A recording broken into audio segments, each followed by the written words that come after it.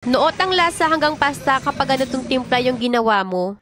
Kaya kung hanggang ngayon hindi ka pa rin ganito magluto ng carbonara ay nako. Oras na para itry mo kasi walang halong biro, sobrang sarap niya tapos kainin mo yung medyo mainit-init pa. Hindi rin kailangan ng asin at paminta sa pampalasa.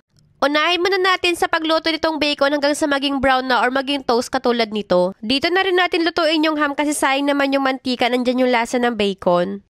Kapag luto na yung ham, tanggalin na natin to tapos mag-add tayo ng butter, saute natin yung garlic at onion. Kapag nag-caramelize na yung onion, ilagay na natin dito yung isang can na evaporated milk. Mag-add rin tayo ng isang pack na all-purpose cream at tunawin natin yung isang pack na cream of mushroom sa water. Ito yung magpapasarap, magpapalapot, magpapa-creamy sa ating napakasarap at super creamy na carbonara. Additional pampalasa, isang chicken cubes, ilagay natin yung cooked ham tapos haluin lang to at simmer ng ilang minuto. Mag-add rin tayo dito ng cheese. Itong cheese nag-add rin to ng saltiness at creamy dito sa ating napaka-creamy na carbonara.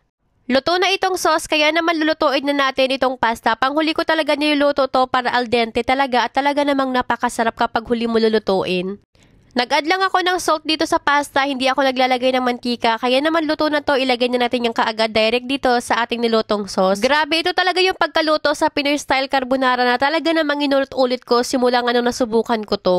Kaya naman kung hanggang ngayon hindi pa rin ganito yung way mo na pagluto ng carbonara, na oras na para